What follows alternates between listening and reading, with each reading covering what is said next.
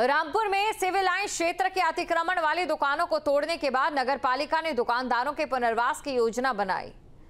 तस्वीरें आपके सामने हैं। अवैध दुकानों पर यहां पर बुलडोजर चला। वहीं मीना बाजार में 200 दुकानों का कॉम्प्लेक्स बनाया जाएगा। तो मीना बाजार में 200 दुकानों का शॉपिंग कॉम्प्लेक्स बनाया जाएगा और उसमें उन दुकानदारों को दुकानें दी जाएगी जिनकी दुकानें हटाई गई हैं। नगरपालिका ने हाल ही में ये फैसला लिया है।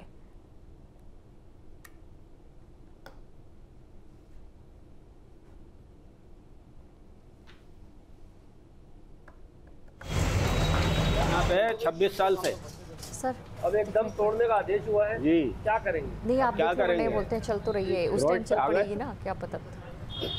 समझे नहीं आप। मैं बोल रही हूँ एक बार आप देख लो वरना कितने बच्चे हैं आपके? 3। तो दुकानें सब लोग खाली कर रहे हैं। जी, कुछ कहना है जिला बस कुछ नहीं कहना हमें कुछ नहीं कहना। भाई ये कहना है हमें, हमारे परिवार सारा चलते थे इस दुकान से और हमारी रोटी सब छीन ली गई है। कोई दुकान का हमें साधन नहीं दिया गया। हम जिला प्रशासन से और सरकार से ये मांग करते हैं हमें कहीं ना कहीं दुकान का इंतजाम किया जाए। हम बताइए क्या करें, भूखे मर जाए, जहर देती हमें, हमारा घर कैसे चलेगा? बहुत तकलीफ है, हमसे नहीं देखा जाए। साहब जिनको इस वजह से देख रहा है कि हमें बर्बाद किया जा रहा है साहब, चिन्ह लगा के।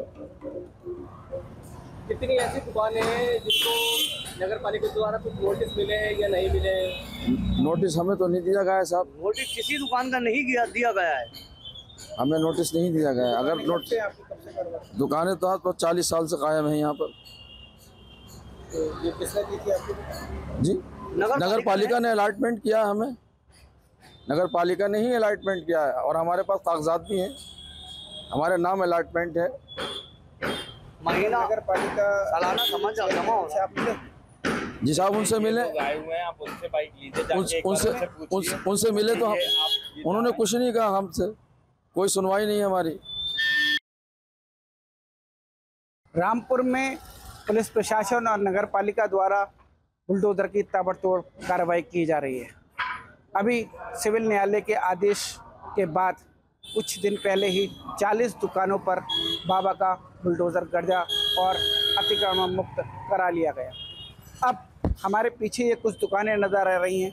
ये दुकानें नगर पालिका ने इन लोगों को आज से 30 से 40 साल पहले किराए पर दी थी कि यहाँ पर ये बैठकर अपना कारोबार कर सकते हैं। लेकिन यहाँ के दुकानदारों का अब ये कहना है कि उन्हें बिना किसी नोटिस के, बिना किसी खबर के यहाँ पर नगर पालिका के अधिकारी आते हैं और कहते हैं कि आप अपनी ये दुकानें खाली कर दीजिए।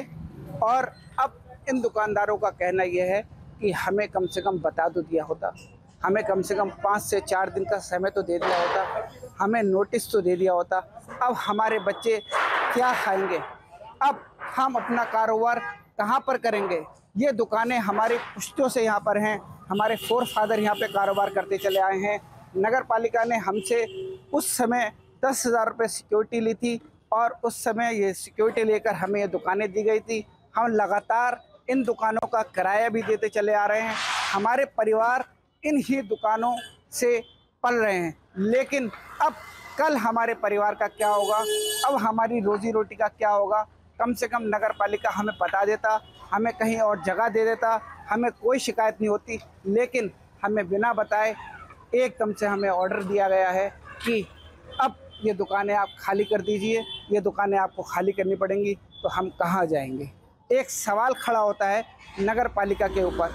इनका कहना यह है कि हमने नगर पालिका के चेयरमैन को भी ढूंढा, उनसे बात करने की कोशिश की, लेकिन नगर पालिका की चेयरमैन कहीं नज़र नहीं आ रही हैं और नगर पालिका इस पर ताबड़तोड़ कार्रवाई कर रहा है। तो कहाँ है रामपुर की चेयरमैन? रामपुर से न्यूज़ स्टेट के लिए दिवाकर गौड़।